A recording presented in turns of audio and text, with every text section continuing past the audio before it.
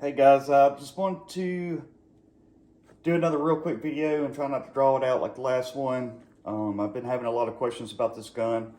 I wanted to show how to, some of the questions I had, I wanted to go a little in depth in it. And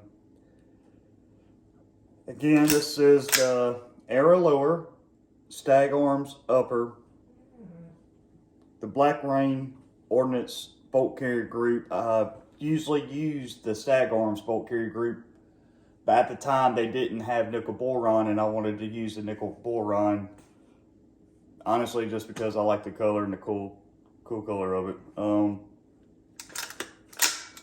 Smooth Gun H1 buffer, BCM 11.5 inch barrel. It started out with a BCM handguard. I moved on to the Geisley Mark 16 handguard, 10.5 inch.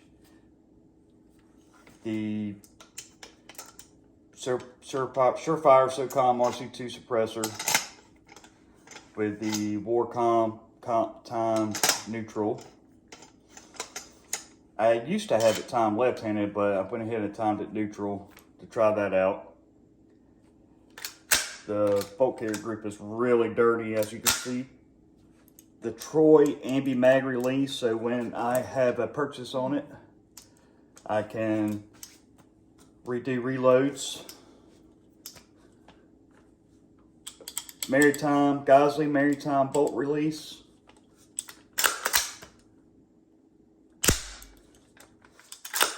And yeah, as you can see, it's actually open if it's to do a trigger pull on the Geisley SD Super Dynamic Combat Trigger.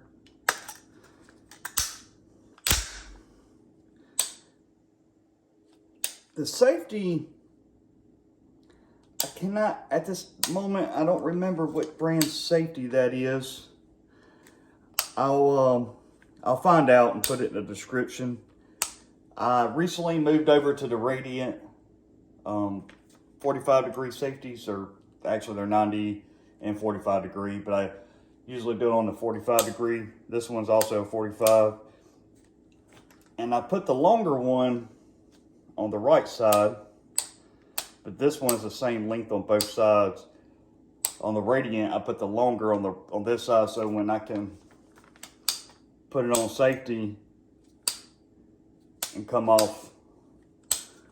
And another way to do it, I can slide it with my pointing finger, so I can pretty much do everything. And again, this gun is optimized for my abilities as a left-hand shooter shooting suppressed.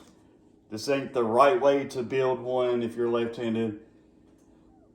It's anyone's debate on that. I want to have the best abilities for my rifles. I also have right-handed guns that I shoot and practice with in case I have to pick one up on the street somewhere. But for me and my reasons, I like to build to better my abilities, especially shooting two-gun matches and stuff like that. But the trigger, actually I'm gonna do this right-handed. The trigger is awesome. Good reset on it. And that's just a little updated video. Got about 3,000 rounds on it. 1,600 unsuppressed. The rest of them mostly have been suppressed since then. Still running good. Good gun. Really good gun. Radiant SD charging handle. And the focus of this video, if you have a right-handed gun that you want to swap to left-handed, you have to get a Stag Arms left-handed assembled upper. Just the upper part that they sell on their website. I would rather go with one of their bolt carrier groups because that's what I majorly have on, that's what mostly I have on all my other left-handed builds that I have are their bolt carrier group. Because like I said, at the time they didn't make a nickel boron, but now they do. And I have one of them, and they're going on a future build that I'm doing, which is a 300 blackout. I'm waiting on the upper and lower to come back from the Cerakote. And as soon as it gets back and I can find me somebody with a camera, I can go out to the range, shoot, show y'all how it works, and I think y'all really going to like the next build. It's going to surprise a lot of people. Which that Mark 18 that I've done, that's going to be the next video, has surprised a lot of people, because I don't know of anybody who has built a left-handed Mark 18 to my knowledge. The only modifications that I had to do to change to make the Mark 16 rail work with the Stag Arms upper is the dust cover rod right here. When you get it, it's going to be a little bit longer, and I couldn't get the handguard to fit all the way. So I had to trim that. I can't remember what I used. What did I use? Some kind of grinder. Then I took about 1/4 of an inch off. I measured it, took that off, and slid this on. Worked perfectly.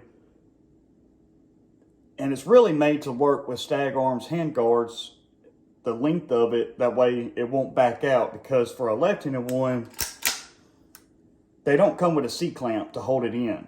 The handguard actually keeps it from coming all the way out.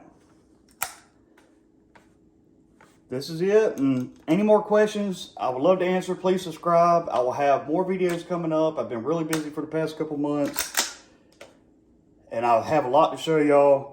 Any left-handers out there that has any questions, comment. I'll answer the best I can, and build y'all some guns, man.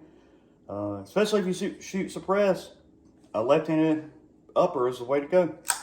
Thank y'all, and see y'all soon.